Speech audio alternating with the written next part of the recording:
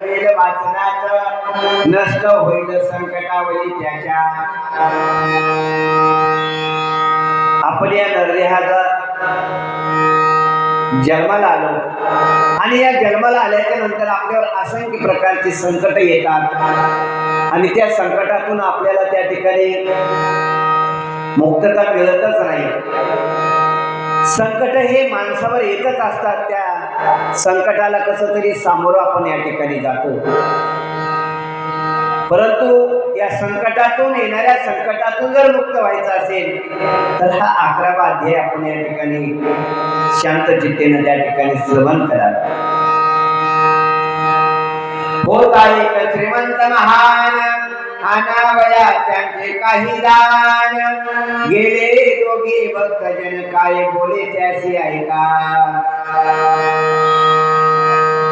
सिद्धेश्वर साक्षात्कारानंतर भोले बाबांनी या सिद्धेश्वर शिवालय आश्रमाची स्थापना करण्याचा दृढ निश्चय केला। इथं आपल्याला आश्रम बांधायचा आहे, काहीतरी बांधकाम करायचे, मंदिराची डागडुगी करायची। त्याकरता आपल्याला गावोगावी जाऊन भिक्षा मागावी, काहीतरी दान मागावं। जे धनिक लोक असतील त्यांच्याकडून दान मागावं, जे गरीब लोक आहेत त्यांच्याकडून त्या ठिकाणी त्यांना या ठिकाणी बोलून आल्याच्या नंतर त्याच्याकडून असणारी सेवा करून घ्यावी, अशी त्यांची एक संकल्पना होती। आणि म्हणून काही भक्त मंडळी एका गावामध्ये एका श्रीमंत माणसाकडे दोघ जण पाठवले की जा त्यांच्याकडून असणारं त्या ठिकाणी आपल्या आश्रमाच्या बांधकामाला काहीतरी घेऊन या। ते भक्त त्या श्रीमंताकडे जातात आणि बाबांनी सांगितलेली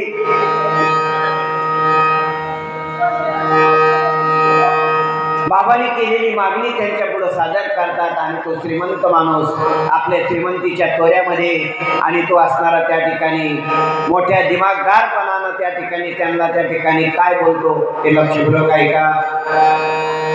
आज्याला गीता पाहिला होता साधू पण कैसी आले हाता दान नाही मजलवळी आता जावे आपण माघारी। तो श्रीमंत म्हणतो आज्या म्हणजे शेळ्या।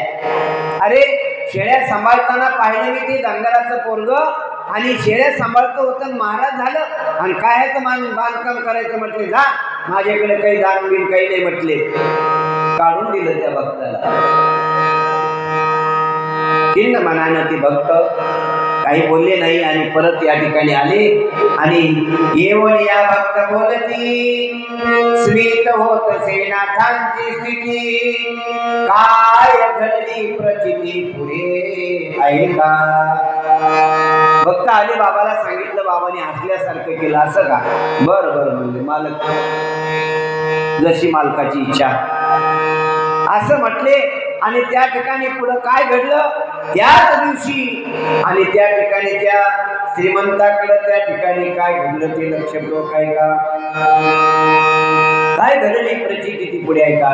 दिन न ढळता मागे पुढे रात्री समय निद्रे पुढे भुजंगाचे रूप दोन्हीकडे काय करावे सुचेना। संध्याकाळची वेळ होती, आपल्या ढालजामध्ये एका गड्याने आणून त्या ठिकाणी गडी होती त्यांच्याकडं, कपडे गादी टाकली आणि त्या गादीच्या लेवाटीमध्ये एक भुजंग निघाला आणि त्या भुजंगाला पाहिल्याबरोबर तो श्रीमंत असा बाजूला झाला। समोर कपाट होतं, त्या कपाटामध्येही त्याला त्या ठिकाणी तो असा काचामध्ये त्याला सापाचं प्रतिबिंब त्या ठिकाणी दिसलं आणि तो थरथर कापू लागला। आणि त्या ठिकाणी आज सोमवार आहे आणि सोमवार असल्यामुळं आपण आपल्या परिसरामध्ये त्यांना सापाला मारत नाहीये म्हणून त्या ठिकाणी ते गड्याला म्हणले अरे मारू नका म्हटले आणि तो ढालगाच्या खाली असा उतारला आणि त्या ठिकाणी तो निघायला लागला। श्रीमंत थरथर काप म्हणे मी काय केले ऐसे पाप जेणे येईना मद झोप हे भय कशाचे बरे असावे। तो श्रीमंत होता, थरथर थरथर कापू लागला। काय असणार मला असणार पाप असं माझ्याकडून घडलं असं त्याच्या ध्यानामध्ये आलं। आज सोमवार आहे आणि ते सिद्धेश्वराचे भक्त आले होते मला दान मागायला, त्यांना मी दिलं नाही, काढून दिलं, हाकून दिलं म्हणून दैनसन झालं। आणि त्यामुळे ते साप उतरला आणि पाठीमागं रान होतं त्या वाड्याच्या बाजूला, तो तिथं साप निघून गेलेला आहे. आणि श्रीमंत थरथर काप म्हणे मी काय केली आहे ती पापजीनी न माझं झोप हे बाई कशाच्या असावे. क्षणी कैता त्याच्या ध्यानी परताविले आपण दानी, दृढ विश्वास ठेवणे म्हणे आला दर्शना सिद्धेश्वराच्या. लक्षात आलं त्याच्या जे दानी आपल्याकडे दान मागायला आले होते त्यांना आपण असणार त्या ठिकाणी दान दिलं नाही, म्हणूनच त्या ठिकाणी हे आपल्याला चमत्कार दाखवला. म्हणून दुसऱ्या दिवशी मंगळवारी सकाळी तो लवकर उठला, भल्या पाटे स्नान केलं आणि त्या ठिकाणी टांगा बैल झोपले आणि इथं सिद्धेश्वराच्या दर्शनाला आला आणि अभिषेक केला. आणि काय दान द्यायचं तो दान तिथं टेकलं आणि तो निघून गेलेला आहे. बाबा बाराला बाहेर यायच्या आतच पैसे टेकले भक्ताकडं आणि त्या ठिकाणी तो निघून गेलेला आहे. ऐसे अगणित अनुभव न करावी त्यांची गणना राव, आणखी काही माहिती स्तव देणे योग्य होईल. खूप अनुभव अनेकांना त्या ठिकाणी आलेले आहेत, परंतु भक्ताचं चरित्र सांगून आपल्याला चरित्राचा विस्तार वाढायचा नाही. ज्या चरित्रापासून आपल्याला काहीतरी बोध मिळाला पाहिजे. उगाचच कोणी यायचं आणि आम्हाला असं घडलं तसं घडलं त्याच्यात काही अर्थ नाही. घडलं सगळ्याला घडलंय म्हणूनच आपण इथं आलो. आता पहा ना, भोले बाबाच्या दरबारात आलेला प्रत्यक्ष माणूस अनुभव आल्याशिवाय या दरबारात येतच नाही.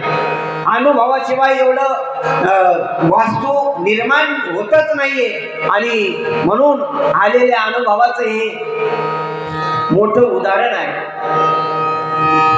आणखी काही माहिती तुम्हाला जी देण्यायोग्य आहे ती सांगण्याचा प्रयत्न या ठिकाणी मी करत आहे.